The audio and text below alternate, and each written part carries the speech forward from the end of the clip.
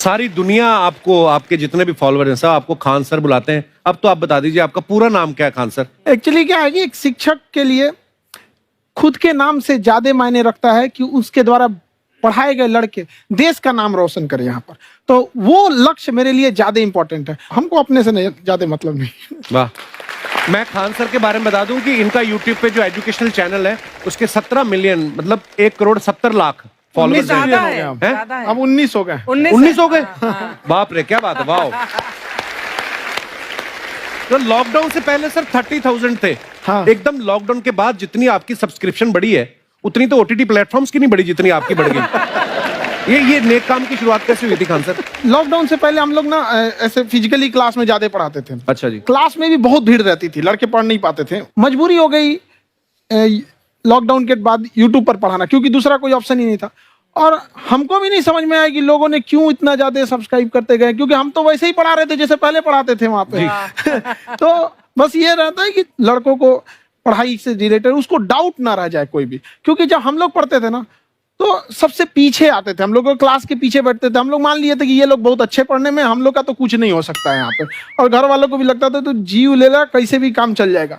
बाद में हम लोग को पता चला ना कि टीचर की गड़बड़ी थी, हमारे ऊपर ब्लेम लगा दिया। सर आइए, बहुत बहुत स्वागत है आपका।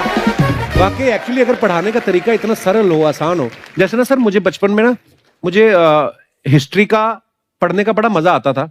बड़ा होके पता चला कि मेरा हिस्ट्री में तो था इंटरेस्ट, पर मुझे कहानियां पढ़ना अच्छा लगता था जी। आज मुझे थोड़ा लिखने का भी शौक है, एक आध कुछ शायद फ्यूचर में चल के आप वो भी कुछ ऐसा देखें। तो मतलब मुझे शौक है लिखने का। अब जाके समझ में आया कि वो क्यों अच्छा लगता था, उसमें कहानी होती थी।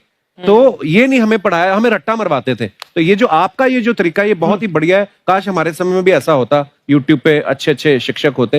हालांकि हमारे टीचर भी बहुत अच्छे थे। लेकिन इतने डिटेल में खान सर, मैंने आपके वीडियोस देखे हैं, मतलब जिस सब्जेक्ट को आप जानते भी ना हो और अगर लेक्चर देखें और सुने तो उसमें इतनी रुचि पैदा हो जाती है। बिकॉज हम सब टीचर्स के द्वारा ही पढ़ाए गए हैं और हमारे अच्छे टीचर्स भी रहे हैं, लेकिन जरूर आप में एक बहुत ही खास बात है कि आप हर सब्जेक्ट को बहुत इंटरेस्टिंग बना देते हैं। अर्चना जी, इसमें क्या है ना, टैलेंट जो है ये टीचर्स को विजुअल ट्रेनिंग कैसे देनी है, जो बताया अभी कपिल जी ने। कहानी, मैं एक छोटा एक प्रश्न पूछता हूँ। असैसिनेशन की स्पेलिंग किसको मालूम है?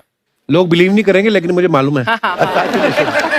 असैसिनेशन की स्पेलिंग होती है Yes, भाई एस। एस माने गधा, गधे के ऊपर एक और गधा, एक और एस, उसके ऊपर आई मतलब मैं पूरा, और मेरे ऊपर पूरा देश, नेशन। S I nation. तो ASSASSI मैं ये जितना विजुअल कर दें पढ़ाने को, जितना आसान कर दें। वो याद नहीं होता था रेडियो किसने बनाया, बोला रेडियो चल नहीं रहा, इसको मार थप्पड़ मार, कोनी मार, कोनी मार, कोनी मार, कोनी ने बनाया। याद हो गया, मार कोनी ने बनाया। जितना विजुअल कर दो। जैसे आपने कहा कि कैसे किसी चीज को इतना अच्छा समझा देते हैं, वो आधे घंटे के क्लास के लिए पीछे 1 हफ्ते का मेहनत होता है। मैं ये भी पूछने वाली थी कि कितनी मेहनत लगती है आपको। वो डिपेंड करता है कि हम कब तक सेटिस्फाई नहीं हो जाते। अच्छा। कभी कभी तो कोई चीजें 2-2 महीने से अटकी हुई है, जब तक हम नहीं सेटिस्फाई होते, नहीं इसको ऐसे नहीं, अब लड़के समझो तब तक नहीं बताते उसे। वाह। कहते हैं ना, दुनिया ने मेरी बुलंदियां देखी, किसी ने पाँव के छाले नहीं देखे। क्या है ना कि हम लोग अपने स्टूडेंट लाइफ में इतना पीछे थे ना, कभी कभी अपने आप को से डर लगने लगता था, यार हम कहाँ आ गए, हमारा कुछ हो सकता है कि नहीं हो सकता है यहाँ पे। तो लेकिन ना कुछ सीखने का बड़ा शौक था। हाँ। तो जैसे एक फिल्म बनाने से पहले डायरेक्टर कितने महीने की प्रैक्टिस करता, 2 साल की मेहनत के बाद एक 3 घंटे की फिल्म बनाना पड़ता है। Correct, उस तरह से थोड़ा काफी मेहनत करना पड़ता है पीछे से, तब जाके समझ में आता है। और धीरे धीरे एक्सपीरियंस होने से थोड़ा समझ में आ जाता है कि क्या कहाँ पे कौन सा चीज डाउट आएगा वहां पे। और आपसे पढ़ाई करने का ये भी फायदा है कि ये पीट नहीं सकते ना यूट्यूब चैनल से, अंदर से निकल के थप्पड़ भी नहीं मार सकते। हमें तो पीटा इतना है ना, हम तो मतलब टीचर से सवाल नहीं पूछ सकते थे। अभी बचपन में पूछ भी लिया ना कि सर सूरज कितना दूर है, तुझे जाना है उधर है। मतलब ये नहीं कि बच्चे के साथ दोस्ती करो, उसके साथ। आजकल माहौल बहुत बदल गया है। Yes, yes. अब तो बच्चों की पिटाई भी नहीं होती, हमारे टाइम बड़ी पिटाई होती थी। हम भी कहते हैं, हमसे भी लड़के नहीं पूछते हैं, क्योंकि उन्हें पूछने की नौबत ही नहीं आती है। अच्छा। क्लियर हो जाता है ऐसे ही। वाह, क्या बात है। मैंने देखा है सर आपके फॉलोअर्स में रवीना टंडन भी है एक। तो जब आप आए, कितनी मुस्कुराहट आई खान साहब आपकी। तो जब कभी आप कोई नया वीडियो डालते हैं तो आप उनको पर्सनली मैसेज करते हैं कि किसी चीज पे डाउट हो तो कॉल मी एनी टाइम, ऐसा करते हैं आप। अच्छा, विवेक सर के बारे में हमने सुना है कि किसी को बिजनेस रिलेटेड प्रॉब्लम हो तो ये 5 सेकंड के अंदर जवाब दे देते हैं। जब भाभी जी आपको तैयार होने के बाद पूछती मैं कैसी लग रही हूँ, 5 सेकंड में जवाब दे पाते हैं आप? देखिए, इसमें तो सभी लोग पीड़ित है और हर जगह, हर घर में ये जरूर सुना होगा सबने कि बच्चों के चक्कर में तुम्हारे साथ रह रही है, वरना तुमको तो कब का छोड़ के चली गई होती। ये बड़ी कॉमन बात है। So right. परमीत सर बोलते हैं आपको ऐसा? आप तो कभी नहीं बोलती होंगी। इनका उल्टा है, इनका एटीट्यूड पति वाला है वैसे, तो इसलिए। क्या प्रॉब्लम है? नहीं, कोई औरतों को प्रॉब्लम मतलब मर्दों से कम बिल्कुल मत समझो। नहीं, ठीक है, पर ऐसे मुक्के वगैरह नहीं मारने चाहिए आपको। सर आपने अभी तक शादी नहीं की ना खान सर? नहीं।